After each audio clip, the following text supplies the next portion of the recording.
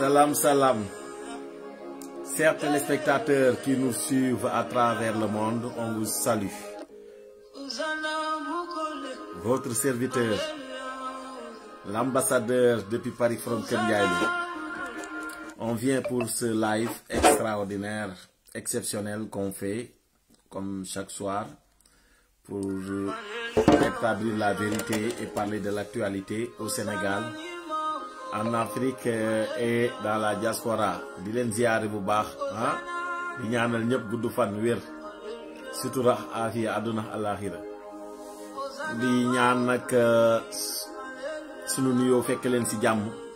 ndaxte jamm rek mo xaj Sénégal. Aujourd'hui on va parler de l'actualité, on va parler des choses très importantes franchement et rétablir la vérité sur beaucoup de choses. Et notamment au Sénégal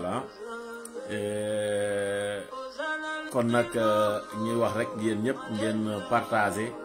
aimer, commenter inshallah. Di jaajeufal sunu kilifa diina yi kilifa aada yi di ñaanal ñep guddu fan ak wër ak képp ku ñuy dégg. Mbokk yi tay nak war nañu ñëw ci live bu ñuy ñëw on va vous présenter le sommaire du live. Donc, chers téléspectateurs qui nous écoutent à travers le Sénégal, l'Afrique et la diaspora, le thème du live, donc Sonko humilié par Kagame, puis Ibrahima Traoré, série de défaites des sorties de Sonko dans la sous-région. Ñu xol de nak Ousmane Sonko depuis nga xamantene mu ngi dem ci sous-région bi ay défaites rek la fa ëpp lu muy jëlé. Bo xolé say bu démé rek défaite. Gis ngeen Kagame mi waxoon ne chef de l'État warula éterniser au pouvoir yàgg fa di def passer 2 mandats loon xeex 3e mandat Kagame Macky Sall faf moom dem koo xamante ne am na lu ëpp 3e mandat xaw ma moom la am foofu ba mu ñëwee nag défaite bi gën a kii mooy chef d'État yëpp dañ leen a tegoon ci kanam moom Ousmane Sonko ñu teg ko ci derrière bâche bi derrière fi nga xamante ne mooy WC yi fu mu nekk liñ naan toilette yi nga xamantene autorité yi nek ci kanam bu ñu waré dem toilette ci wotu douche ba ci ruxu ba ci base ba ñu dem tek ka fofu mu nek une grande humiliation melni dañ ko fa indi won pour bu autorité yi dal duggé bu ñëwé mom mo wara dem nettoyer douche yoy xolal humiliation bobu yow nga né yéenay doora nek au pouvoir tu viens en Afrique on te met derrière près des toilettes mu nek défaite première défaite du Sonko bo xamantene du ko fatte ba ila yow mi din ñu défé né défaite bobu ci lañuy yem ndax suñu kérosène bi muy jël suñu avion bi muy jël di ko duggal fu nekk mu ko fay duggal demaat barke Dembo Ndiaye Burkina Faso ba mu ñëwé président bi nuyu sax bëgg ko def Ousmane Sonko wolu ko ci dara mu nekk ab cek ndeysaan xol leen photo bi ni mu mel réseaux sociaux yi mom la ñëpp di waxtaan né li quelle humiliation. Cela veut dire que Ousmane Sonko mi doon jaay affaire Thomas Sankara mi di jaay affaire kii dama tudd sax ay kii il a été Sonko est vomi au niveau africain. Tous les panafricanistes ne veulent plus entendre parler de Sonko parce que il les avait dupés. Parce que être panafricaniste ce n'est pas le port vestimentaire manam di sol ay yére su mee ko pour mom lool la c'est dans le sang. Être un panafricaniste ce n'est pas mentir, ce n'est pas trahir son peuple, ce n'est pas dire des contre-vérités. Lol la que ñu bari di xam parce que beaucoup ont dit que Ousmane Sonko les a trahis. Parce qu'il y a de ces concepts qu'il développait quand il était opposant. Une fois au pouvoir, il a trahi le panafricanisme. Motax mu len li ay panafricains kon ak wa kërëm. Et l'avenir les a donné raison. Aïcha après Roukhoudous, Taï Coin, WC, investiture Kagame, aujourd'hui Burkina, le président refuse de lui serrer la main. Kautef, analyse pointue et factuelle de Badara Gadiaga, si ka Azoura Fall et la justice Mosdem. Qui yen dengeni mos rek dem xajal acca dem len mu ngi non Badara Gadiaga nak de saway dafa wok fo xamantene il est phénoménal Badara Gadiaga, le chroniqueur du peuple fashion chroniqueur franchement indi na jangat bu am solo den len ci tégal ci analyse Badara Gadiaga bu am solo Bouba Ndour Adous Fall tamit ñom tamit indi na ci seeni cadeau yu am solo doli ka ci yobante ko ci wallahi Badara Badara ya ay ci kurelu fenkat yi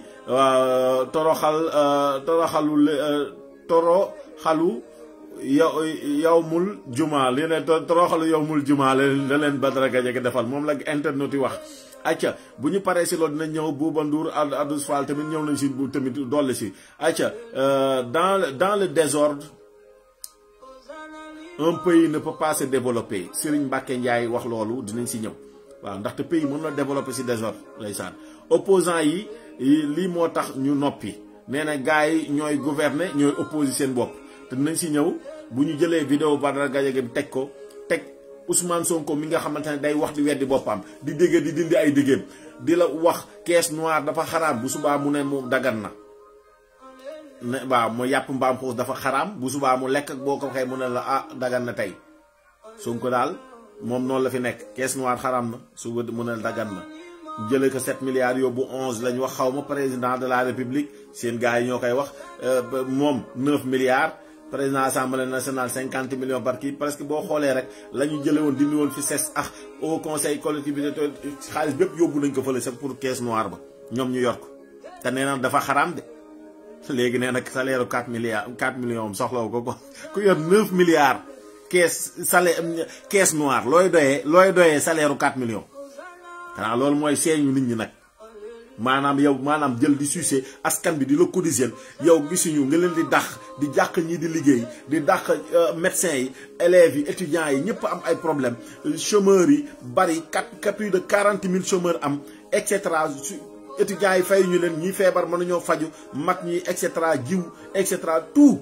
transport bi am problème góor jigéen ñi na fi xuut moo waxoon da koy toléré da koy toléré gannaaw ba bi mu nekkee si opposition daa waxoon da koy criminaliser ban Ousmane Sonko ngay gëm yooyu yëpp dinañ si ñëw waaye Baye Fall dina ko tontu parce que si fin bi mu ngi wax lan moo tax mu bañ Ousmane Sonko Baye Fall dina si ñëw. ayca urgence Sonko au Burkina le point de vue de Bougane Gueye Dany pour le leader de Gëm Sa Bopp le Sénégal a une culture démocratique exemplaire te Ousmane Sonko lu muy def du exemple Sénégal mosul am coup d'état Sénégal mosul kii waaye Ousmane Sonko moom day jël ñi xam naa ne amuñ anti exemple lañ anti modèle mu kii leen waaye mu ngi noonu moo tax mu ay rey sa gat sax mortal combat entouré de fous et de dof ay yàqkat ay criminels ay assassins parti Pastef boo si dindee saaga dindi si tuumalaate dindi si xaste dindi si diaboliser calomnier et diffamer parti bi fay na jarul nga koy kii bu ñu defoon benn loi buy interdire kuy saaga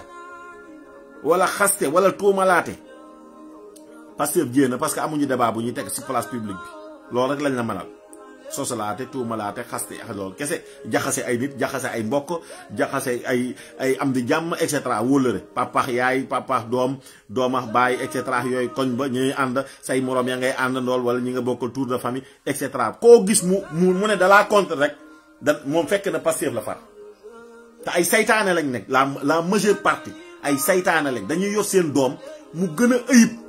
ñuy ñëw di topp doomu jàmbur bu ñu masul a gis mu saaga si internet wala masuñu koo dégg mu saaga si internet ñu naan sa waa ji wax ko mu bàyyi Sonko mu ngi tonko mu muy tudd et cetera wala mu koy saaga nga ne ko génnal ma fu mu saaga du la génnal fu mu saaga te Ousmane Sonko mooy saaga ndey ngay teg ay waa kër Ousmane Sonko ñuy saaga ndey moo tax saa yi boo leen ko defee man de boo ma ko defee damay génn waa kër Ousmane Sonko yi saaga ndey rek ma teg leen wala ñuy saaga suñu kilifa diine ma teg leen ma ne ñii saaga nañ fi ñii ñëpp génnal leen ma man ambassadeur depuis Paris from Kër Ndiaye la foo ma masaa saaga kilifa diine wala ma saaga ndey ku mu manti doon muy Ousmane Sonko muy Jomaay mosuma see saaga ndey kenn wala bàyyi mosula am kenn mënu koo génne ku ko wax da ngay fen suñuy moroom tamit la même chose moo tax nag ku si am kii da ngay am fulla yaayu Ousmane Sonko bi mu fi woote gat sa mortal combat kenn gisul Ousmane Sonko yaayam génn naan ka bàyyil doomu jàmbur yi ngay raylu yéen rek la ñuy raylu leen am leen seen fulla waaw promesse d'une loi criminalisation de l'homosexualité au Sénégal Imam Mactar Sarr interpelle directement l'actuel premier ministre du nouveau régime en place au Sénégal qui avait promis cela ne woon da koy criminaliser léegi nag ba mu faloo ba léegi wàcce na ko ayca bu ñu ñëwee tamit ñu ñëw si marche contre les LGBT à Ngor le 23 mai prochain Abdou Diallo am na lu mu si wax c'est Ousmane Sonko premier ministre qui avait dit que il avait criminalisé maintenant c'est toléré soi-disant depuis l'arrivée de Mélenchon xam ne ay góor jigéen rek la doon dalal moom wax Diomaye Faye ñoom ñoo fi jëkk a defal loolu defi kii noonu lan la Oxfam Ousmane Sonko jëloon na seen xaalis ñaata la jël laaj bi Baba Aïdara ba mu ko laajee ba léegi amuñu si tontu lan moo waral loolu ñu ngi koy laajaat dinañ si ñëw si beneen émission. Urgent programme de dénommé spécial investissement Baye Fall explication lu tax moi mu bañ Sonko pour régler les besoins en infrastructure de base dans les 557 communes du Sénégal. Programme spécial investissement, une commune, 1 milliard, la solution pour le règlement définitif des besoins en infrastructure de base des communes, santé, éducation, électricité, eau, sport, loisirs, Idrissa Seck. Les villes et communes de l'intérieur sont confrontées à un manque d'eau, un manque de courant, un manque d'unités de soins sanitaires et d'infrastructures routières de qualité. Pour corriger les écarts entre les villes et Dakar, les infrastructures de base pour l'accès à l'eau, à l'électricité, à la santé, 5 milliards pour chaque commune en 5 ans, chaque année, 1 milliard dans le cadre du programme dénommé spécial investissement. Allahu Akbar. Qui mooy borom xam-xam buñ ko toppoon rek xool Sénégal décollé na bu yàgg yàlla na yàlla falal ñu Idrissa Seck Sénégal yëpp a ngi réccu liñ ko falal woon waaye nag ñii Sénégalais yi bii passé bu ñu faloon Idrissa Seck def ko 54% dañ naan waaw dil la dafa dilax Macky dafa et cetera yéen il fallait que ñu mus ñii ñun téye ñu duñu fenn ay projet buñ ñëwee Sénégal 2 mois mu développé mu décollé waxuma Sénégal guy kii rek Sonko bu ñu falee Diomaye ànd ak Sonko waxuma Sénégal guy jox rek Sénégal gi day naaw Sonko dem ba mu yàgg ne waxuma la 2 mois de 20 jours xeewal di fi saawaat ne leen yéen pêcheurs yi waxuma ngeen di am ay buñ dindee accord de pêche waxuma la ngeen di dem di ñëw di jaay jënd mais da ngeen di wër ku leen may jën doo leen ko am ma leen di laaj Sénégal ndax yéen a ngi jën ba léegi Sonko moo ñu waxoon de 20 jours buñ dindee accord yi te def nañ 14 mois jëm 15 ba léegi yéen a ngi jën Sénégal te Sonko waxoon ñu dañuy wër jën gars yi dañuy napp ji di wër ku ñu ko may dooñu ko gis tey la gën a jënd seer non entre Sonko et le mensonge c'est le mariage, un mariage de cœur et de raison et tout Pastef presque ay ñi si jot a baax daal moo ñuy dëkk commune Sénégal si Sangalkam Bambilor soit Tëngéej ji daal ña fa nekk xam ne ñoom nanduñu quoi peut-être dañoo ñëwoon pour dugg si politique pour defar seen kii rek mais Sonko c'est pas la solution c'est la pollution. Aïcha charité bien ordonnée kii nee na charité bien ordonnée commence par soi-même Bah Diakhaté Al-Boultimi si li nga xamante ne nee na monsieur Chérif Ousseynou Lahi Mboup qui disait avoir convaincu Azoura Fall d'aller répondre à la convocation de la police serait lui-même convoqué par la gendarmerie de la Foire depuis le 21 mars 2025 suite à une plainte de Sieur Baye Mandiaye Fall pour coups et blessures volontaires. Un certificat médical attestant d'une incapacité de travail de 6 jours a été délivré aux plaignants, une plainte déposée et une convocation en bonne et due forme. Charité bien ordonnée commence par soi-même. Bah Diakhaté publié na ko mu ngi ci page am dina lañ ko tegal. Badara Gadiaga situation des étudiants de Bambey dëgg rek mooy dëgg li ci ginnaaw dëgg ay caaxaan lax mos dem lii dëgg lii du dëgg waaye kii nee na Pastef Scat Urbam et HLM Grand Yoff lu xew xanaa seen gars yi dañoo découragé wala déception Pastef mobilise plus woote nañ affaire bi yarax ndeysaan ay waa jële waay micro 33 0033 753 21 80 89 arrêtez vos fake news sur Khaliphone Sall di ko ñaanal jàmm salaam xewul ak sutura ngeen bàyyi fen yi ngeen koy fenal yéen chaque jour ngeen fenal Khaliphone Sall fen bu bees ay waa jële bàyyi leen doomu jàmbur ji waaye yaayam génn na àdduna ñaanal leen ko yéen daal ñii seen yaay génn àdduna wala seen baay wala ay yooyu rek ngeen sonal ay kii et cetera tamit waaye tamit bàyyi leen nit ñi ñu dund sax comme wax ngeen si seen i waajur ba seen waajur dem ñaanal leen ñu bàyyi fi seen i doom yi ndeysaan ay jirim bàyyi leen jirim yi dem si Wally Seck bu subaa ginnaaw suba gars yi dañu ngi génn wayu dof yi daa leen si tegal wayu bees bi li wayal dof yi l'avenir donne raison au président Idrissa Seck surtout machallah le sauveur de l'économie du Sénégal set si jigéen set si xaalis kooku mooy Idi ay ca gars yi kon mu ngi noonu loolu lañ leen indiloon si li nga xamante ne mooy avant goût bi si live bi nga xamante ne moom lañ leen di tegal revue de presse bi di ñaan nag yëpp ñëpp yàlla defal leen jàmm yàlla na yàlla defal leen salaam yàlla na yàlla defal leen sutura kon mu ngi noonu comme liñ leen ko waxee rek ñun liñ leen wax rek dañ koy def Aïcha si noonu gars yi ñu ñëw nag sans trop tarder comme live bi mu ngi noonu léegi nañ ko dugal si page Facebook bi ak YouTube bi ah c'est que Facebook bi comment dirais-je YouTube bi léegi am naa sama benn YouTube boo xamante ne dama ko bàyyi woon noonu parce que sama YouTube bu njëkk bi gars yi dañ ko signalé woon ba ma perte ko boobu du ma ko baal Ousmane Sonko ba ilaa yow mu di ndax waa Pastef maintenant dinaa amaan naa beneen boo xamante ne alimenté wu ma ko xam naa dinaa fa commencer publier yenn vidéo pour archiver ko parce que Facebook boo kiwee nu mu tudd sax bu defee 1 mois day supprimer wu à moins que nga télécharger waat ko pour télécharger waat ko republier ko waat maanaam nit ñi mën nañ ko seetaan vidéo bi def ay 5000 vues 10 000 vues 20 000 vues mais bu amee 1 mois day dañ xanaa da nga koy télécharger waat à niveau nga door ko publier bu ko defee mu door a baax kon nag yéen ñi nga xamante ne yéen a ngi utiliser Facebook di si def ay live noonu la demee léegi quoi waaw si mi février bi côté boobu la commencé quoi automatiquement lay def quoi. Aïcha ñu ñëw nag si actualité bi ndeysaan yàlla ñu yàlla defal jàmm musal ñu seytaane musiba balaa cet laa mañ pexem noonu yàlla defal ñu xéewal yàlla ay karim am nañu yàlla aar waay allez ñu dem jëli ji gars yi ndeysaan. J'ai peur pour le sacrifice du peuple. Ndeysaan j'ai peur. J'ai mal pour le sacrifice du peuple. Tous ces enfants qui ont été massacrés. Ndeysaan Quand les familles demandent même justice, on ne veut même pas que ces familles parlent. J'ai mal pour eux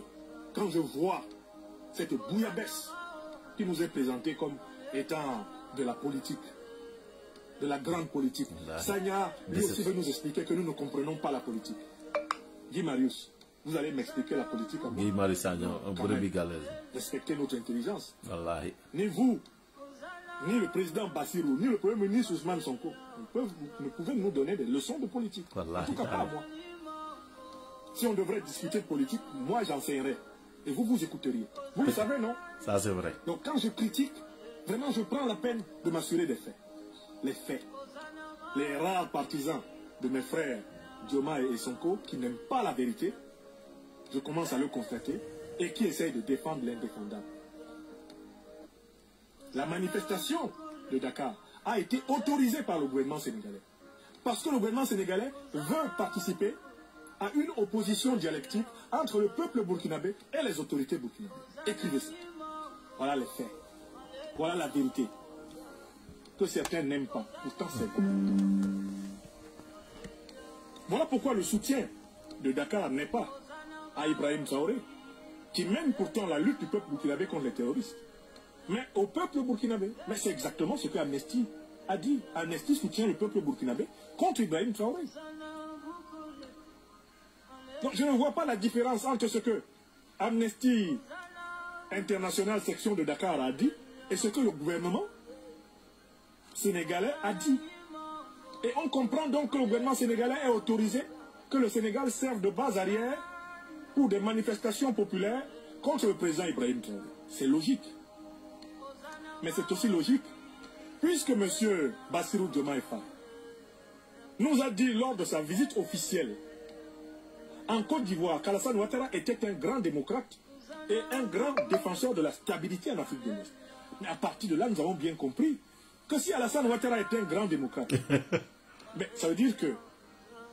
les adversaires d'Alassane Ouattara, bref, ceux qu'Alassane Ouattara considère comme ses ennemis, à savoir le président Ibrahim Traoré, le président Assimi Goïta, le président Abdourahmane Tiani, eux, ils sont donc des antidémocrates. Ils sont donc des ennemis de la démocratie, de l'état de droit, tel que Bassirou Diomaye Faye les entend. Tu ne peux pas dire qu'Alassane Ouattara est un grand démocrate et dire que les adversaires de Ouattara sont aussi de grands démocrates. Ce n'est pas vrai, ce n'est pas possible. Il faut qu'Alassane Ouattara ne soit pas démocrate pour que ses adversaires, eux, ils soient différents de Ouattara. Mais à partir du moment où Ouattara est un grand démocrate, on comprend que vous considériez que c'est Ibrahim Traoré qui est antidémocrate, c'est Tiani qui est antidémocrate, et que vous partagez avec Alassane Ouattara le bonheur d'avoir été soi-disant démocratiquement élu. Vous considérez que le viol constitutionnel, le troisième mandat anticonstitutionnel de Ouattara en Côte d'Ivoire, n'en font pas moins un président élu comme vous-même, Bassirou Diomaye Faye. Voilà la vérité. de l'imposture. Et voilà pourquoi les Sénégalais sont très clairs, les Burkinabés sont très clairs. Ils demandent aux nouveaux dirigeants sénégalais de quitter le panafricanisme. Ouais. D'arrêter d'invoquer le panafricanisme. S'ils s'alignent sur la politique de Ouattara, la politique de Talon, si c'est sur cette politique-là qu'ils s'alignent, les nouveaux dirigeants sénégalais, mais qu'ils laissent le panafricanisme tranquille. Il n'y a aucun panafricanisme dans la politique de Ouattara ou de Talon. Aucun panafricanisme ne peut leur être attribué. Donc si ce sont eux vos modèles, laissez le panafricanisme tranquille et que la bataille se poursuive entre les panafricanistes et les anti-panafricanistes. Voilà la vérité. Voilà la vérité, mes chers amis, et je tenais à ce que ce soit compris. Il n'y a aucune différence, je le réitère, entre la position d'Amnesty International, section du Sénégal, position offensive contre le régime Ibrahim Traoré, et la position du gouvernement sénégalais. Amnesty, comme le gouvernement sénégalais, soutiennent, soi-disant, le peuple burkinabé, mais contre qui? Soutiennent le peuple burkinabé contre l'actuel régime au pouvoir. Voilà la vérité. Puisqu'ils considèrent que Ouattara est un grand démocrate, et que Ouattara a décidé que Ibrahim Traoré doit dégager, mais ils ne peuvent pas en même temps considérer que Traoré mérite d'être soutenu. Ils veulent seulement soutenir le peuple burkinabé au Burkina, mais quand ils vont en Côte d'Ivoire, ils soutiennent Alassane Ouattara comme grand démocrate. Voilà la trahison,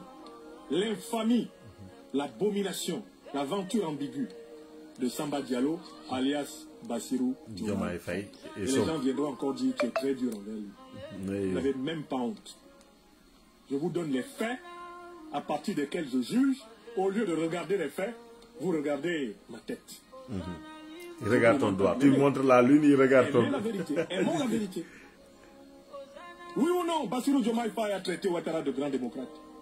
Réponse oui. Oui. Mais oui ou non, est-ce que Bassirou Diomaye Faye a dit par le communiqué de son gouvernement qu'il soutenait Ibrahim Traoré et dit qu'il soutient le peuple burkinabé? Le peuple. Mais qu'est-ce que Amnesty a dit? La même chose que Bassirou Diomaye. Amnesty aussi soutient le peuple. Contre qui? Mais contre Ibrahim Traoré. Donc arrêtez de croire que votre logique duplicitaire, mensongère, va échapper aux Africains. C'est terminé. Merci beaucoup. Merci François Kibi. Nous voulons Franklin Nyamasi qui a parlé de ça. Donc on est très fiers de vous. Et merci à Sagacité pour les publications et notre frère, comment dirais-je, qui Aïcha ñu dem jëli ji Abou Diallo ñëw tamit wax ci waru ñaari sabab ñu ñëw dañ ñëwoon rek rien que pour apporter son soutien à Karim Gueye mo soldaru l'islam fekk ci ko ci couverture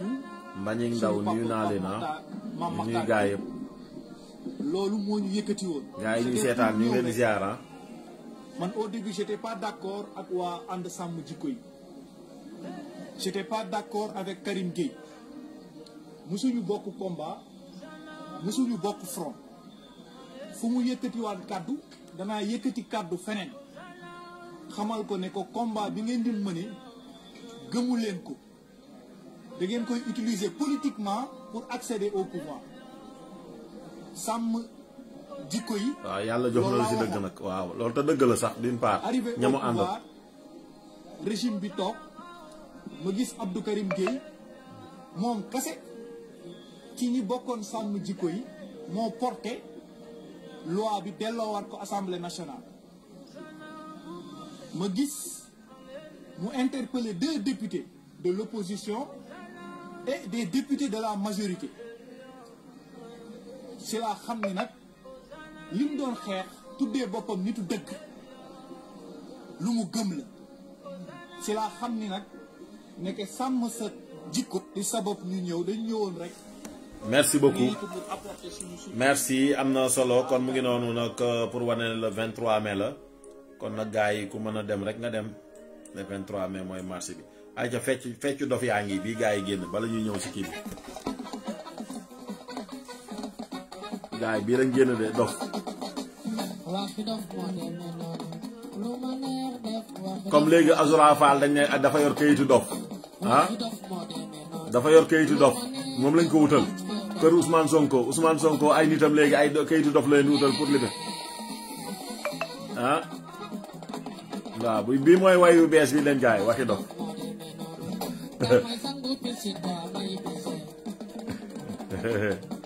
Amadou Guissé nii nañ la Mbagnick Ndaw ñi lañ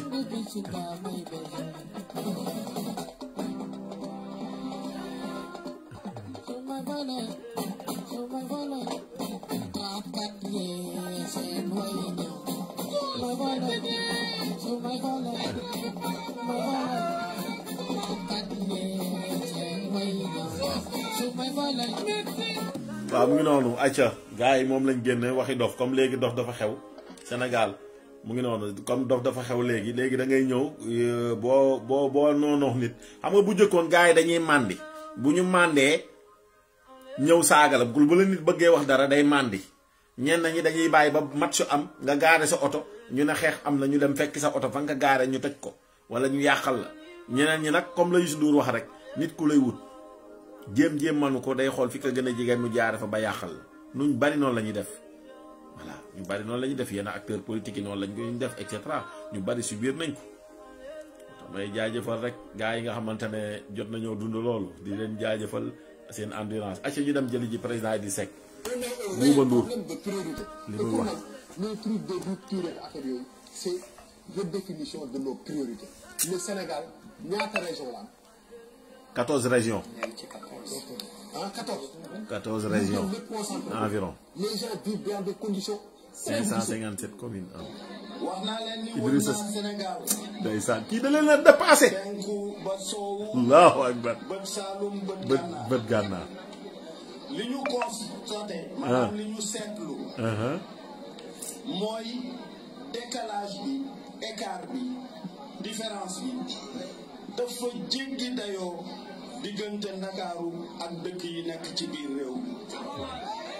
moo tax ma ne te soxla yi am ci biir réew mi ñàkk ndox ñàkk courant ñàkk fajukaay ñàkk yoon wu baax moo tax il faut que ñu am programme spécial boo xam ni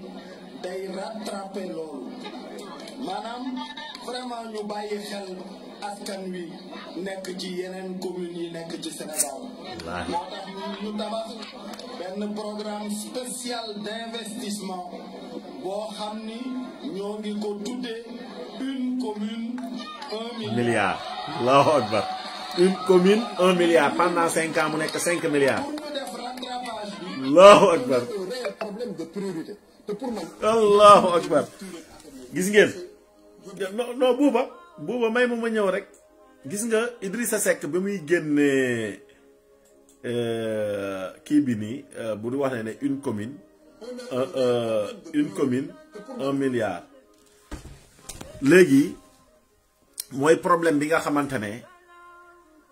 communes yi ñu ngi koy dund Idrissa Seck par rapport à cette classe politique là il est en avance il est trop en avance maanaam li muy daw mooy bari day mel ni train TGV yooyu mooy train yu gaaw yi wala ay fusil yooyu noonu maanaam xelam ni muy dawee pour màcc pour développer réew avancer réew dafa wuute ak koo xamante ne préparé wul boppam pour nekk président parce que depuis 1988 moom mu ngi préparé exercice bu nekkee président am relation internationale di liggéey nekk auditeur consultant international payé presque li ñu naan environ 10 000 euros à l'heure maanaam benn waxtu bu mu liggéey Idriss Seck est mieux payé que le premier ministre Ousmane Sonko il est mieux payé que Bassirou Diomaye Faye xanaa ñële caisse noire lañ yor 10 000 euros à l'heure salaire Ousmane Sonko ñaar du 4 millions la wax Idriss Seck bu yëggee 1 heure de temps ñu fay ko lu ëpp lool 10 000 euros mooy environ 6 millions 605 presque salaire u ñaari ministre jëm ñett kon ngeen xam ne yàlla moo ko may mais Idriss Seck du communiquer ci xaalis loolu ay fee la laaj leen enquêteurs yi ko doon enquête bi ñu koy fenal di ko sonal façon fen bu nekk fenal nañ ko bi ñu koy wax et cetera dégg ngeen Abdoulaye Ndiaye ba muy ñëw di expliquer démb ci live bi ñu ngi koy teg koo xamante ne premier milliard am 1992 la Idriss Seck di feete premier milliard am jëm kaw ubbi ay société nekkoon Prince Waterhouse loolu leen liggéeyal. Sidi Lamine Niass nee na leen Idrissa Seck def na 15 ans cabinet d'audit international bi gën a mag si àdduna foofu la doon liggéey ñu ko fay xaalis bu bari. léegi mu ubbil boppam boobu cabinet leen yéen la ngeen naan ma liggéey ma leen di liggéeyal maa koy liggéeyal sama bopp.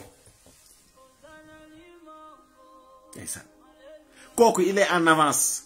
Idrissa Seck mooy ki nga xamante ne moo tax ñu baal ñu boru 1272 milliards. dama leen di laaj 1960 bi Sénégal amee indépendance ba tey 2025 ban président moo ko fi am wala ban premier ministre moo am lool réussir ko nañ ma ko wax. amul Sénégal wallahi al-azim amul ku dul Idrissa Seck ah équipe am ñoom ñoo fi def loolu même pas 17 mois. wax leen nañu wax dëgg askan bi ñu xam ne Idrissa Seck du fi nekk di wax di fen di def comme gars yi ni ñuy def di fen di wax lu dul dëgg di promettre lu dul dëgg da lay moom Idrissa Seck c'est un homme d'action la.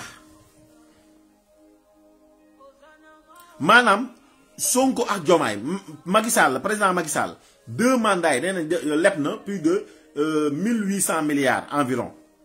Idrissa Seck 1800 milliards yi Macky Sall la leb en 12 ans. wala Ablaye Wade lépp et cetera yooyu noonu ñun bor bi nga xamante ne Sénégal daf ko waroon a fay ba ñun bu ñu deewee suñuy sët ak sëtaat di sët ñëw dee ñuy fay bor boobu. Idrissa Seck relation internationale bi mu am ak bitim réew tubaab yi américains yi et cetera dafa ñëw jël ne lii yëpp Sénégal da ko waroon a fay. wax indi ay idée ay xalaat tubaab bi effacé ka bor yëpp ba mu jeex. sa waay coronavirus ñëw na fi moo gënoon a metti. président Macky Sall ak ay et cetera ñeneen ak ñeneen ñëw nañ dem ba ni mu paree ni dem nañ ñu pour ñu baal leen 100 francs tubaab bi bañ. gars yi réew xam-xam la Idrissa Seck dafa am uute nax cuuna yi nekk fii ay Bassirou Diomaye Faye Ousmane Sonko nañu waxante dëgg. loolu xam-xam la relation internationale la parce que da nga yàgg li jën nee na leen cabinet d'audit yi gën a kii maanaam ay ngandi banque yi fi nekk yi ngeen fi gis ay FMI banque mondiale wala yenn ay ngandi société yu mag a mag yi. ñoom bu ñu defee seen i investissement phrase bu ñu bind moo leen di wax phrase bi baax na maanaam boo bindee fii nga def phrase bi sujet verbe complément lii fan la fan nga ko jële fan nga ko dugal et cetera di la auditer maanaam yéen ñi leen di lebal xaalis yéen di leen jox ñi leen di yalwaan moom moo leen di contrôler ndax li ñu def jaadu na wala jaaduwul phrase par phrase te loo def da ngay génne boo jëndoon kaas di nga génne kaas bi fan nga ko jënde ñaata nga ko jënde kañ nga ko jënde ana facture bi. moo taxoon nag bañ koy duulal di ko fenal si chantier de Thiès yi Idrissa Seck na leen jusqu'à l'extinction du soleil personne ne peut me reprocher d'un seul centime illicite tout ce que je possède a une origine propre et illicite ngeen baal ma sax si kii bi waaw ba jant bi fay kenn du génn fu ñu ko mën a gàkkale ndaxte am bu mu am lépp origine bi mu jógee fu set la te lew foo leen gisee fu ñu ko tëgee amul. ñaka tuumaloon ñoo ñëwaat dindi tuuma bi ne affaire bi jeex na mu am non-lieu total ministre de la justice taxaw ne Ablaye Wade ki ngay jóoma ki ngay tuumal jëlul gisoo fu mu jëlee gisoo ko jël na jox ma gisuñu si benn kees la ko jël gisuñu sax foo xamante ne ànd ngaa moom ñu ne nit moo la may sax mu jox la xaalis jëlew ko si caisse noire jëlew ko si dara jëlew ko si fonds politique bàyyi leen jàmbur te 46 milliards la chantier de Thiès 17 milliards lañ ci dépensé gul ba te fi may waxaa yow ni tey defe naa am 17 milliards te Mimra moo ko dépensé Mimra dégg naa moo ko dépensé du wax sax keesu état kon mooy nooy jiiñee nit sàcc boobu ba léegi dañ bloqué affaire yi parce que dañ ku nekk danaan tant que gañewul Thiès duñ leen kii xam nga Thiès sax léegi bi paase ñëw leen jox leen ko yéen Idrissa Seck nekkul woon candidat nag parce que nekkul candidat maire et cetera maa ngi dégg benn fenkat sax kii Sarr boobu muy jéem a di ut lu muy wax xam nga naan bu ñu nekkee fële et cetera Babacar Diop et cetera Idrissa Seck na nga mas a gis mu ñëw mu dem di baax campagne mu wax Babacar Diop di xëccoo maire mënoo bàyyi fen ah yow Idrissa Seck bàyyi fa Talla Sylla moo nekkoon maire moom la nit ñi doon ñëw di kii Idrissa Seck moo gañe woon bi mu gañee partem waroon a jël maire bi ñu jël ko jox ko moom xanaa sax foofu la yàqalee boppam sax si kii wu Thiès bi parce que l'administration approché l'administration des administrateurs la nekk fa liggéeyal boppam par la suite def loo xamante ne peut-être moom mooy lool mais moom bu doon gore ne day ñëw ñu jàppale ki nga xamante ne moom mooy kii parti bu ñu investir parti au pouvoir mais dañoo bañ créer ay liste parallèle parce que 6-7 liste parallèle te yéen ëppale woo leen bu doon raw gàddu la ñaari liste parallèle rek laa wax yi nekkoon biir APR yu ñu créé pour daaneel Idrissa Seck ñaari liste parallèle yi ñu fa créé rek ñoom bu ñu leen boolee ñoo ëpp fuuf li Babacar Diop am waxuma la ñett wala ñeent jëm si kaw ñaari liste parallèle bu Abdoulaye kii bi Sylla kii bi xaw ma la kooku defoon liste parallèle nekk kii am 10 000 voix kii am 15 000 voix yéen 18 000 ngeen am di bu mu jëlee ñaari kii yooyu rek ah day nekk ay 25 000 xam nga 26 000 voix lay doon yéen ngeen am 18 000 kon ñaar ñooñu rek bu ñu boo te ñoom ñëpp ñoo bokkoon fi ñuy roote mais c'était pour immobiliser Idrissa Seck et cetera wala yooyu noonu malgré que Idrissa Seck nekk fi mu doon redresser économie bi. croissance bi dafa jóge 7% ñëw ba 0,7% Ousmane Sonko ne ak waa këram yi ñoo fi doon wax naan bu ñu jëlijee Barack Obama président États-Unis woon bu ñu ko indee sax du ko mën a yéegal 1%. Idriss Seck ñëw xool passé 0,7% ñëw leen 1 ñëw 2 ñëw 3 ñëw 4 ba 4,8%. élection di waay ñëw mu génn xajal leen 1 ngeen ko laaj mu yóbbul leen ko 4,8. Macron bi mu ko defee fii élection jot mu génn dafa dem ñu votel ko tubaab bi parce que tubaab bi ay nandite lañ bëgg nañ lu baax mais ñun ñoo bëggul lu baax parce que dañuy dégg ay benn waay bu taxaw fee di fen di sosalaate di tuumalaate parce que amul idée kooko oo naka kaay xam-xam débat d'idée du fi ñëw débat tuumalaate yooyu ngeen toppasi rumeur boobu moo leen yàqal lii mais tey ji Sénégal décoloo ne bu yàgg Abdou Diouf def na fi 20 ans au pouvoir Senghor def fi 20 ans au pouvoir mu nekk 40 ans parti socialiste croissance économique ça tournait autour de 2%. kan moo am xam-xam boo xamante ne jëlee na ko 2% yóbbu ko 6,7% Idrissa Seck en 17 mois la nekk premier ministre ñëw yóbbu jëlee ko 2 yóbbul na ko 3 4 5 6,7%. ñu ñëw di ko fenal tuumal ko créer kay problème complot loolu moo nekkoon complot mu am non-lieu total. fen bi nag foo leen di fenalee Idrissa Seck naan mas nañ kaa tuumal lii mas nañ ko waxal lii mas nañ ko sosol lii àggali leen ngeen ne ba ñu fenee loolu lépp Idrissa Seck bi ñu demee tribunal daf ko setal dem naa si benn panel sax benn waay loon chahuté quoi di wax noonu xam ma balaa xam di kii noonu ma ne ko waaw Idrissa Seck de bu nga commencé sa histoire continuer ko dañ ko mujjee setal mu ne ma ne ko yoon gis na fu ñu Idrissa Seck jëlee mu ne déedéet du police du gendarmerie ma ne ko mu am non-lieu total États-Unis France Allemagne Suisse Canada fépp te ay nit génn nañ ci sax ba génn ay feuilles teg la ay feuilles nii naan waaw Idrissa Seck am na 18 comptes bancaires wala 20 comptes bancaires yëpp ay fen la woon. xam nga loolu maanaam manipulation la campagne dafa jot rek après am na ñoo xamante ne pour wane loo askan bi pour nga wane wotel niw dañu lay jéem a duñ ñu ñëw di ko tagg da bu ñëwee si plateau télévision dañuy jéem a ñëw xas ko. wala ñu jéem a ñëw def ci population bi bu ñu paree baaru ak ci suuf mais kan moo mas a dem tribunal nga dégg ñu ne Idriss Seck condamné nañ ko fa dafa sàcc wala dafa luubal alalu askan bi wala et cetera amul ku ko am na génn papier amul non-lieu total de am na ko képp kuy politicien ci biir Sénégal Idriss Seck moo la gën a set ci xaalis set ci jigéen si yoo xamante ne bokk na Pape Diop wax na ko kenn mënu ko tuumal si jigéen mënoo koo tuumal si xaalis lépp lu ko moom sax bañul ko tuumal parce que boo leen xoolee yenn si journalistes yi wala chroniqueurs yi des fois ñuy toog si plateau di bëgg a jaay seen émission di fen si Idriss Seck comme ñoom moo di ñaan niñ koy defee et cetera gars yi këli googu rek ak ñoom seen kii wala kii wala yenn politiciens yi moom dane addunaam comme moom day yëngu si wàllu politique bëgg a jiite Sénégal dafa tëddee njaaxaanaay waaye ñii du leen porter plainte muy journaliste ak politicien Idriss Seck loolu la wax ne leen parce que ñii ku woddoo làmmeñ boo noppee rafle ñii si loolu la ñuy dund boo leen si porter plainte da nga leen di sonal rek wala da ngay sonal sa bopp sax parce que chaque jour ngay yéeg di wàcc seen benn affaire yéeg wàcc kii day fenal tey parce que da bëgg jaay plateau wala émission wala journal sinon bu dee chaque jour benn journaliste waxal la wala benn chroniqueur nga dem porter plainte tribunal doo fa gëj te ñii si nguur gi moo leen tardel en Serigne Dama Ndiaye maa lay ziar bu baax Amadou Gisé loolu moo leen tardel ñoom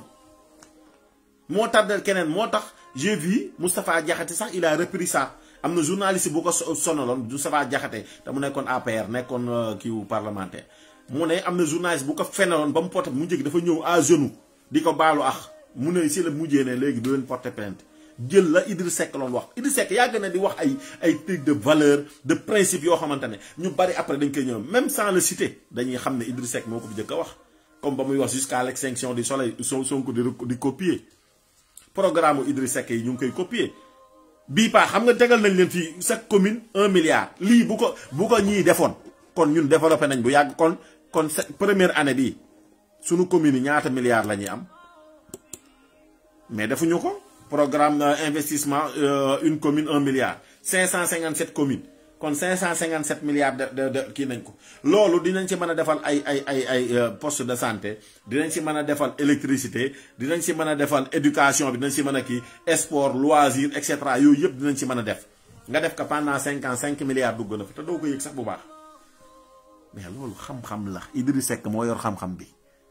moo tax si Ahmed Khalifa Niass na leen l'avenir du Sénégal ne se fera jamais sans Idriss Seck boo leen xoolee gouvernement yi fi nekk même bu ñu falul Idriss Seck ku si am problème économique Idriss Seck ngay oo c'est le sauveur de l'économie ku si am problème économique Idriss Seck ngay oo mu ñëw sauver ko Abdou Diouf ba ñuy def na tamit buñ gis ngeen ba mu ñëwee dugg si Ablaye Wade duggoon na si gouvernement Abdou Diouf da ngeen koy fàttali xale yi ànd Cheikh Idrissa Seck Aminata Tall ànd Cheikh ki nga xamante ne aussi moom mooy Jean-Paul Dias Papa Barthélémy Dias dañu leen ko fàttali xale yi moo tax fenkat yi di ñëw di fen naan woy Idrissa Seck dafa dugg si ñëw di jàppale état du Sénégal Macky Sall taxawoon na ñu naan ñoom dañ koy kii te ñooñu fenkat yooyu yëpp Pastef lañ jóg bokkoon de Birame Souleye fu mu bokk du Pastef Amadou Ba bu Pastef fu mu bokk fële ne Dajjal te borom loi ba fan la bokk ñoom ñooy toog ci ay plateau ak ñenn seen activistes yi voté loo leen Idriss Seck mu ñëw yéen seen leader ñu ne leen mayo yaa ngi nii crise économique lañ sol lañ am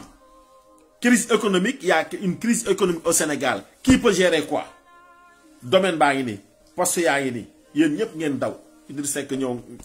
kii ko yéegal salaire professeur enseignant supérieur yi 144 200 ba 300 000 pouvoir d'achat mu yokk ko loolu xam-xam moo koy def bu leen fàtte nag yéen ñi yor ay tablette ay téléphone di connecté wu internet wala di wuy téléphone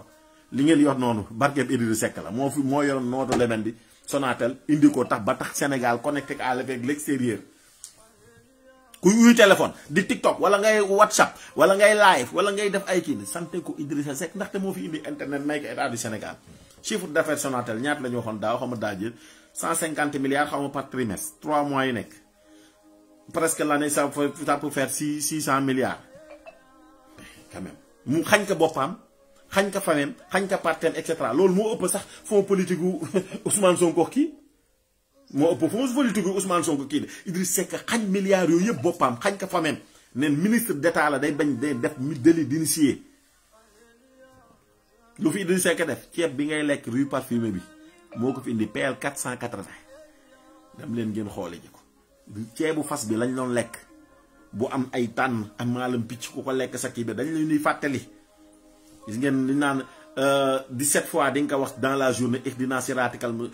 siratal mustaqim kallax nu guide dans le droit chemin bu ko yàlla di def d'autant plus que si politique bi bu ko defee ndaw ñi xamuloon Idriss Seck ñu wax leen ay Idriss Seck parce que am na ay fenkat duulkat yoo xamante ne ñu ngi si internet bi ñoom xam nga lan la ñuy wax bañ koy tuumal di ko tuumal loo xamante ne dara amu si li ñu leen di tuumal yépp nee leen biñ ko tuumalee ba pare bi ñu toppee loolu fan la mujje ñu neen Idriss Seck dañ ko mujjee sa xetal te man ni ma leen wax rek kaamil laa yor wallahi al azim gisaguma kaamil a ngi nii bu alxuraan koo ko ñemee na génne yow mii di tuumal Idriss Seck di ko fenal génneel nga waat gisaguma si kaw suuf waxuma la Sénégal kese de si kaw suuf laa wax si kaw suuf 5 continents yi Sénégal fu ñu masee condamné Idrissa Seck ndax dafa sàcc alul askan wala dafa sàcc alu kii ku ko am na ko génn tribunal bu ko mas a condamné non-lieu total de am na ko maanaam fen boo leen ko feneen amul non-lieu total lépp luñ ko jiiñam dara amu si waaw da ngeen àggali histoire kon nag fen yi amul problème nit taxaw fenal ko jiiñ ko tuumal ko et cetera amul problème soxna Aïcha sax soxna yonante bi fenal nañ ko alxuraan ñëw dindi kii bi yonante bi fenal nañ ko et cetera maam borom Touba maam Limaamu Laay et cetera mais na nga nekk si dëgg wute ndax gars yi ñuy tuumal ay criminel kii nu mu corruption de la jeunesse sax ñoomin seen de Idriss Seck amul lool de naan dëgg la waaye dama koy modifier nekkatul kii leere la découché wul set na si jigéen set si xaalis ku am leader bu mel noonu nag mën a liggéey indil le premier financement autoroute à péage indil waay yow sa waay yéen waaye ma continuer sama live sax ah baykat yi bon impayé 3 février 2003 xëy na leen dem leen ngeen ñu fay leen seen bon impayé yépp ah waaye yéen kii kenn du moom ay ca ñu dem jëli ji ci nekk da nga am rôle réduction des comptes dès lors que le gouvernement jël na la décision l'exécution yoonam nekkatu ci c'est l'affaire de la justice mais mënuma comprendre chaque jour nga gis benn DG bu génn wala benn ministre bu génn diw def na lii rapport bi wax na lii loolu à la limite même da ngay gêner la justice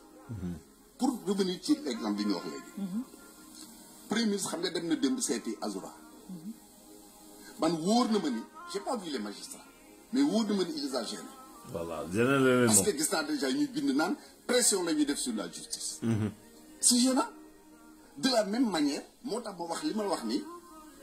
ministre yeeg DG chaque jour yu génn te coro borom caq day mooy borom baatu neen réew mi la ma waxoon Macky Sall 2023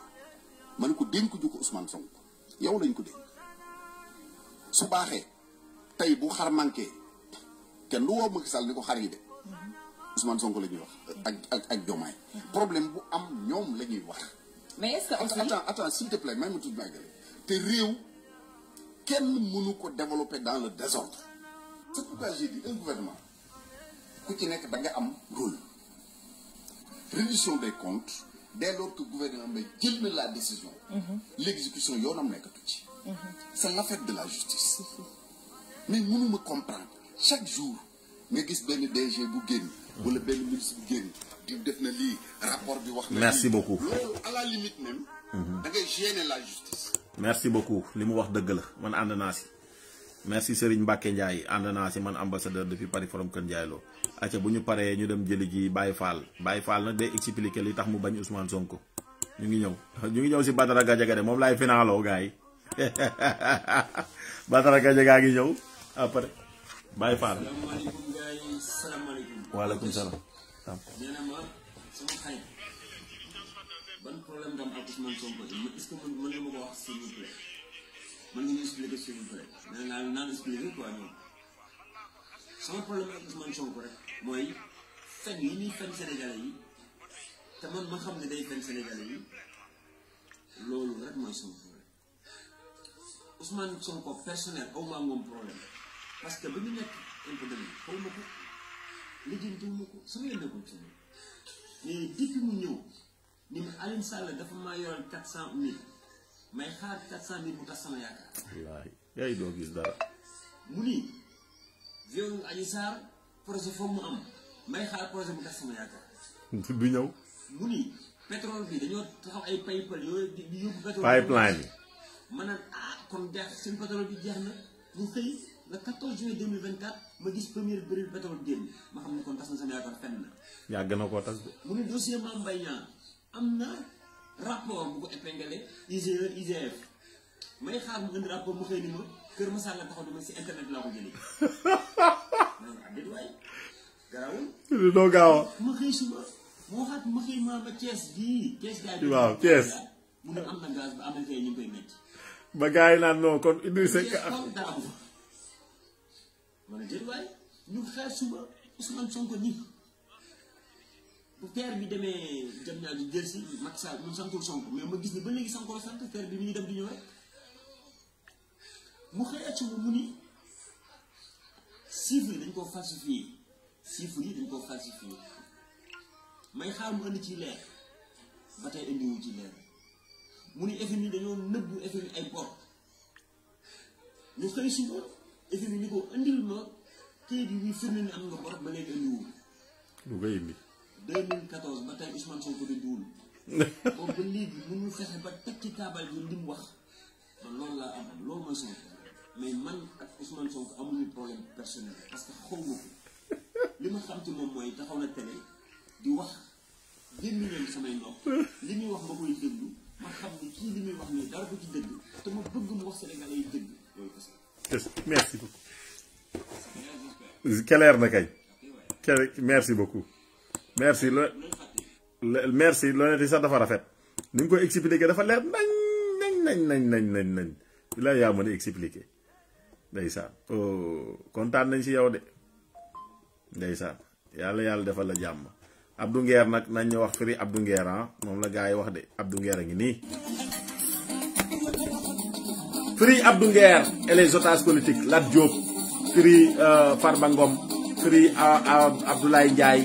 free nga xamante ne Assane Diouf man maa ngi leen di supporter di wax ne maa ngi leen di ñaanal yàlla na yàlla def ñu libérer leen ngeen dem tabaskee seen kër waaw. Abdou Nguer forever il n'a rien fait même la justice ne sait pas ce que Abdou Nguer a fait ni les Sénégalais ni les enquêteurs ni le procureur, personne ne sait ce qu'il a fait. Il n'a rien fait. Mais Ousmane Sonko veut l'emprisonner pour faire plaisir à Azoura Fall, quoi. Aïcha, Abdou Nguer à vie. Tu resteras, tu demeureras à jamais dans nos cœurs. Voilà. Waaw.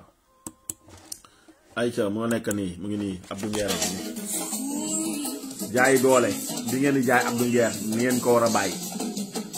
Dégg nga Ousmane Sonko jaay doole ngeen bàyyi ko. jaay doole bi ngeen di jaay Abdou Nguer ngeen kii ko voilà. ndeysaan àdduna day wëlbatu ko de kenn du xam fooy mujjee mu ngi noonu nag te li Youssou Ndour wax mooy dëgg doo xam fooy mujj moo tax loo xamante ne lu muy luy jeex loo xamante ne day jeex day ko rafetal waaw loo xamante ne lu mu yàgg day jeex loo si mën a rafetal rek rafetal ko si kàddu googu laay baaxee Ousmane Sonko kaay ñu jox la nag Badara Gadiaga kaay. ci dafa wax léegi forme ak fond ma am forme bi ak fond mais ma am aussi aspect politique ak aspect juridique d'ailleurs damay njëkkee ci aspect politique bi le premier ministre du Sénégal Ousmane Sonko. dafa taxaw yàggul dara assemblée nationale mu ni dañuy jël ay xale yónni leen ñu dem pour saaga ñu leen di fay. ce qui se passe actuellement. waaw lii dala waxoon cette opposition là nga xam ne ñemewuñu parce que xamante nañu ñoom ñooy dem jël ay xale yoo xam ne koo ci laaj mu ne la aw ma certificat. yónni leen ci télé ne leen dem leen saaga ji. kenn mosulaa saaga yow da yaay saagaate yàq si nit. yàlla suñu borom buur bu màgg la. Ousmane Sonko da nga ni dañuy yónnee ay xale ñuy dem ñuy saaga kilifa yi ndax da nga yónni Azoura fay ko pour mu dem saaga bu fekkee yónni woo ko pour fay ko mu dem saaga rek jàngat bu garaaw a ngi noonu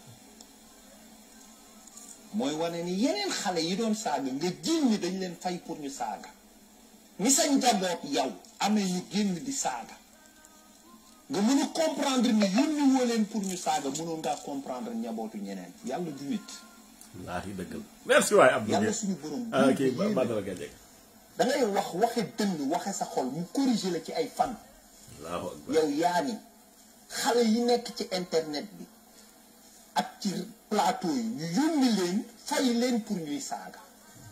yàlla weer. suñu borom def xaw ma démb la xaw ma yaa 8 mois xaw ma yaa 7 mois en tout cas. justice jàpp nañ ku la jege lool koo xam ne sa salle wala sa bureau lay nekk. wala sa oto. ngeen di dem 12 ba ngay dugg sax dafay dugg. mu jege la lool mu joxar bi saaga ndey Macky Sall ndax yaa ko yónni. moom kenn bu dee yónni woo ko waroon ngaa comprendre ne ñeneen ñi saaga seen ñàkk a yàq la ba kenn yónniwu leen boobu muy premier jàngat bi. non Badara Gadiaga du nit. que ni ku njaboot yaa ngi waas sa waay. ngaa njaboote ku def lu la neexul. bu dee sa njaboot da nga am yërmande jàpp ni santaane woo ko. njabootu keneen dañ ko santaane. wala moo daan santaane suuf. boobu mooy jàngat bi jiitu te c'est factuel nit mënu ko digg beneen jàngat bi am balaa ñu dem ci fond bi waa réew mi du ñu wax ci xol yi du ñu wax ci soxor gi ak mbon gi. dañoo convoqué nit pour mbiru saaga. di ko waxtaane far buntu police buntu bi. lu gën a garaaw saaga xew fa. ayca ñu dem ba xew yépp mat na émission mais benn laa ciy jël nit taxaw na ci buntu police bi ni moom fi mu taxaw moom buntu police mu ni man taal naa sama ay oto yu mbokk man taal naa ba taal sama oto mbokk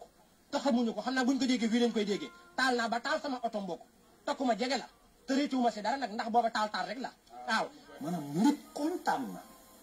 ci moom xool oto ay mbokkam mu taal ko. le Sénégal ñi ngi ci Sénégal bu yéeme boo xam ne ñun xamuñu ban Sénégal lañ nekk et nekkuñu di ko seet. on a des gens yu am ay xol yu consumé bu mën a xool sa mbokk boo bokkal émat am nga dem taal sa oto mbokk après nga ni fier naa ci taal sama oto mbokk. ñun est-ce que ñu di xool ban xeetu lañu nekk. Pastef rek la xewe. réellement y a des fous. ay kilifa dañuy jàngalaate nan la ñuy dépassé. Abdoulaye Wade lu ne xeex na ko Abdou Diouf. wallaahi Abdou Kumba dem yaayam la njëkk a seeti ba mu gañe. te 26 ans la def opposition. dund na fi lu fi kenn dundul. waxuma laa nag koo xamante ni di nga dund mais neewuñu dañ laa tooña. neewuñu dañ laa tooñ parce que ba tey ay contumace sa fi am. mais nga am ay kilifa yu taxaw naan il faut être radical. ñun ci radicalisme lañ ko jëlee kon radical leen booy. ce pays détermination moo ñu ciy génne. radicalité moo ñu ciy génne. parce que loolu moo tax ñu jël dëkk bi. nous avons conquis le pouvoir en étant des radicaux. il faut le gérer dans la radicalité. ah bu booy dofee c'est des idiots quoi. ku leen ko inculqué. ay kilifa yoo xam ne vidéo même goon la ñuy wane dóor. et il faut être radical. lii amu fi lii man rek a ko gis. wallaahi vaar baa ngi nii kilifa yi ñu jox suñu économie. pour promo économie bi jóg nga nooyal ko nga ni il faut ñun ci radicalisme lañ ko amee nañ ko doxale ci radicalisme dañuy wér ni nga jàngal loolu xale yi ba xale bi mën a taxaw ni ñun nañ am statut spécial parce que ñun dañoo yor ko xam ne moo gën ci àdduna Ousmane Sonko moo gën ci àdduna. léegi nag ñu ngi ñaan justice ñun patriotes yi ñi nga xamante ne ñoo doon combattant yi. vaar il faut ñu defal leen li nga xamante ne nii. lu ñu leen wax tegal leen vidéo. ñu ngi woo waa assemblée nationale. statut spécial. mënuñu xeex libéré nit ku ñu saaga ku ñu rey amul problème dagoon dagan na. bu Ousmane Sonko lii de mooy de kuñ taal sa yëpp dagan na statut spécial. xayrul anbiyaay sayyidul awwalina wal axirina nga ni Ousmane Sonko mu gën ci àddina ñuy wër na. buntu police man ñu leen radical leen ñu leen jiite. waaye man dara waxal waay. est-ce que toogaat ndëppaat dëkk bi psychiatre yeeg psychologue yeeg penseurs yeeg universitaires yi bindaat waxtaane waat dëkk bi li may wax c'est hyper important de maa ngi wax loo xam ni wallahi moo ñuy moytuloo ba dara jadiga mu siiw mbaa Bouba Ndour mu siiw génn ëllëg nit dóor ko bal parce que seeni xol atta nun ku ñu déet maa ngi wax lu profond léegi ñu dem ci fond ñu wax juridique mais dafa am loo xamante ni man dañ koy teg nii rek balance dañ ni la justice balance lañ fa def al mizan la balance lenn laay njëkk ne corrompez pas la justice, ne corrompez pas la balance. quand même woolu na ko autosaisir wala boog woolu xaw ma autosaisir la xaw ma plainte la en tout cas ñëw na mu placé ko mandat de dépôt loolu dañ ciy saluer mais dafa am foo xamante ni dañ koy ñaawu muy 2 poids 2 mesures bu leer naññ dangay jël ñaari mbir nga teg ko nii diffusion de fausses nouvelles la ñu wax pour Abdou Nguer ci loo xam ni yàlla xam na ni ñëpp xam na ñi mu waxee interrogation sax la def ci vidéo bi diffusion de fausses nouvelles Abdou Nguer waaye jël leen diffusion de fausses nouvelles pour Arona Niang bi nga xam ni moo ni moom coronavirus bi dañ ko jël ministère de la santé am ñoo xamante ni fexe nañ ba ay ca xaaral may indi la vaar bi def ko ci askan vaar waxtu dëgg mu tasaaroo ci askan bi rek la dëgg gi benn test pour xool ndax da nga am Covid wala amu Covid vaar doo def nii revue de presse ambassadeur depuis Paris wala nga def nii tout ça tout de bakkan lu ci jar wax ko ba lii dugg ba fii ba buñ koy génnee muy naaj et les gens ne se rendaient même pas compte en fait ils te transmettaient la maladie pas test mën a fen donc la maladie en quelque partie mi ngi woon ci masque yi mi ngi woon ci li ñu doon testé mais mi ngi woon ci vaccin ARN messenger yi ñu doon dóor ministère de la santé dañoo tiit ba def communiqué ni lii amul wala moo gën a rëy loolu kooku dañ koy àtte semaine prochaine parce que dafa jege Pastef waa lii xool leen lii diffusion de fausses nouvelles boo xam ne yow leer na kii sax interrogation la wax c'est vide il faut oser le dire yóbbu ko instruction parce que c'est Abdou Nguer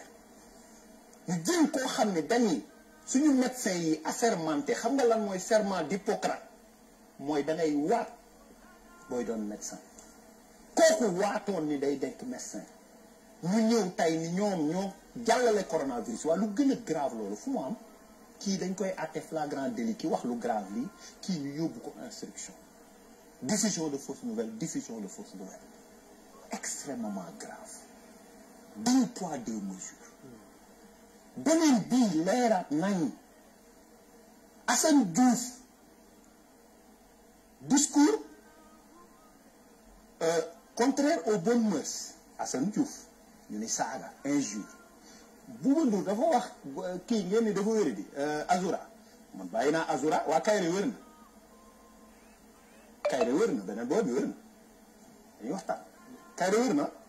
ma jox leen kaawu Kayre kon d'accord nga ni Kayre wér na wala moom it day dem di ñëw non parce que léegi dañ fi wax dof dem dikk bu dee démence bi Kayre wér na moom léegi lu mu bëgg rek ñu liggéey ci ay faits factuels bàyyi naa Azura Kayre wér na Assane Diouf saaga lañ ko jiiñ Kayre saaga Kayre wér na Assane wér na Assane mi ngi instruction Kayre dañ koy àtte semaine prochaine waa lu tax pousse naa Azura lu tax moo ñu jaaxal Abdou Nguer Arona Niang diffusion de fausses nouvelles bii gën a rëy tuuf dañ koy àtte semaine prochaine bii nga xamante ni leeragul kenn moom instruction la dem waaw léegi lii nga xamante ni moom lii Arona Niang ñun dañ koy àtte diffusion de fausses nouvelles kii diffusion de fausses nouvelles ñu ni instruction dinañ fi ñëwaat injure ak yooyu lañ koy toppee propos contraire aux bonnes mœurs ñu ni kii propos contraire aux bonnes mœurs Kayre semaine preuve danañ ko àtte Assane Diouf mu ngi instruction waaw lii noonu lañ koy lii rek moo ñu jaaxal malal bu ñu waxee yi baax it duñu wax yi bon bu ñu waxee effort yi duñu wax yii nga xam ni yii nii yu bon la waaw yaa ngi koy wax moom laay signaler nii te dañ koy signaler parce que dans ce pays les gens ont peur dañ naan Azura kaso bi moo ko dofloo presque li mu fa daj Azura bi muy demandé pour ñu Adji Sarr bu defee nangam nañ ko rey boobu dafa dugg kaso waaye nag buñ demee procès public man ma rey Adji Sarr waaw lii de waxoon na ko te ñoo wax bi muy doon nit la naan ku jàkkaarloo Ousmane Sonko procédure moo war a Adji Sarr il faut pas li bëgg wax li bëgg ni ca baar baa ngoogu waa ji bi muy tenir ay propos yu gën a garaaw xam nga affaire rey nit moo gën a dangereux que saaga buñ koy wax duggagul kaso kon argumentaire bi ñu bëgg a jox argument yi ñu bëgg a jox ni kaso la ko lenn li dalee les propos yi mu wax nii bi mu génnee kaso wax na yu gën a grave avant kaso loolu mooy benn deuxièmement vaar bi ngay bañ na ko sa kilifa aussi bañ dafa man duma encourager saaga kuy saaga bokkoo ci man ndax mës ngeen maa gis ma dem seeti kuy saaga Sonko ko fi waxoon de ak ñax ngi nii grand théâtre ayca yàgg naa leen wax ni ku fiy wër di saaga bokkoo ci Pastef lu leer laa sa wax est-ce que mu seen jàpp nit bu ñu ne dafa bokk ci Pastef ci saaga Ousmane Sonko dem fa Azura Kayre mooy bii mujj si dem soog na bàyyi meew kuy saaga neewoon na ku saaga bokkoo ci njabootam seeti nit wane na ni sa njaboot la ay waa jële daal la gis nga yërmande bonul li mu def bonul de ni yërmande am ko pour ñëpp yërëm sa njaboot tëkku njabootu jàmbur yëfu faiblesse la borom kër day yërëm ñëpp du yërëm rek njabootam macha allah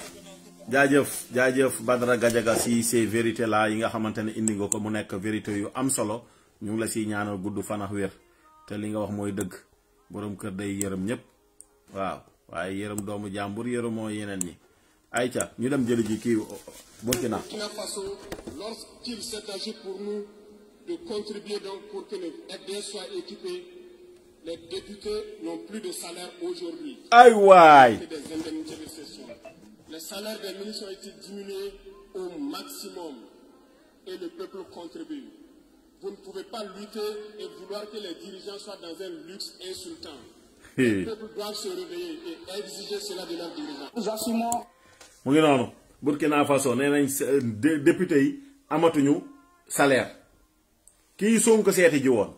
ñoom nee nañ seeni député amatuñu salaire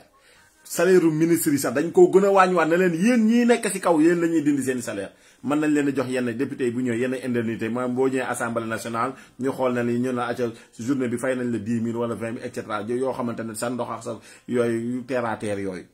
mu sacrifice bi commencé ci ñoom ministre yi député yi wàcc ci suuf mais nag fii dañuy dàq nit ñi bàyyi salaire yi député yi ba pare xool leen kii fenoon ne dañuy yokk kii dañ fiy dindi ay auto député tey jii nee na ay assumé léegi da leen di jënd lay oto parce que ñoom majoritaire ndeysaan cay àdduna acca Sonko de bi mu seetee kii xanaa bi encore une fois man maa ko assumé maa ko endossé intégralement El Malick Ndiaye mooy wàllum oto yi dama koy assumer pleinement pleinement. Oh, quelle déception. Vous applaudissez votre hypocrisie. Au Burkina Faso, lorsqu'il s'est agi pour nous de contribuer donc pour que le FDS soit équipé, les députés n'ont plus de salaire aujourd'hui. Ils n'ont que des indemnités de salaire. Merci beaucoup. Exemple de démocratie. Lii mooy exemple démocratie dëgg non 10-0 lañ leen door lii de war ngeen a rus yàlla na yàlla doolu ñu sutura yàlla na yàlla doolu ñu aafiya ndaxte gàcce gi ngeen teg Sénégal teg ka Afrique gàcce gi mu ngi fi ba léegi mu ngi nii nag moo tax poltron baaxul hypocrisie baaxul di jaay affaire kii baaxul li ngeen loon jaay li ngeen di duyoo xeeñoo leen ko waaw li ngeen di duyoo xeeñoo leen ko mais yàlla jox nañu dëgg nag ci seen kaw bam ñu leeralee yépp waaw yàlla defal ñu jàmm defal ñu salaam defal ñu sutura ba beneen Adous Fall ñu ngi koy jaajëfal am na naa dañ teg élément bi ci suba bu ñu ñëwaatee di leen jaajëfal bu baax di leen wax ne bu leen fàtte live fu Mati 3 Pommes bi dimanche bi nii bu kenn tardé Mati 3 Pommes ñu ngi koy jaajëfal du Sénégal de l'Allemagne Sarr et cetera dinaa def YouTube bi nag bu ko defee ngeen di abonné dem leen ci cloche bi ngeen abonné ngeen koy def noonu bu ko defee ma kii ko passe boobu dama ko nëbboon foofu bëgguma woon sax au début ko koy abonné mais dinaa siy def vidéo yi bu ko defee di ko immortaliser pour bu ma ko baat perte Facebook bi ngeen dem bu ko defee boo leen kiiwee ngeen appuyer ci cloche bi ngeen di abonné ba muy bari di bari xëy na jëmmi jamono mooy loolu comme gars yi dañ fi nekk di signaler mais ma def noonu rek parce que damay il faut ginax day bari ay pax quoi bari dencukaay parce que am na ñoo xamante aussi YouTube bi lañ nekk di seetaan am na ñu jël sama vidéo di ko yóbbu YouTube garaawul mais am naa boo xamante ne yàggoon na mais développé wu ma ko quoi parce que sama YouTube bu am doole bi gars yi dañ ko signalé woon ba ma perte page mooy yëxuuti rek noonu l'islam yi taliban yi mais yàlla ñu yàlla defal jàmm allahumma salli ala sayyidina Muhammad wa sallim ambassadeur depuis Paris from Kër Ndiaye Lo one love gars yi vive la paix Aïcha yaa ngeen jëf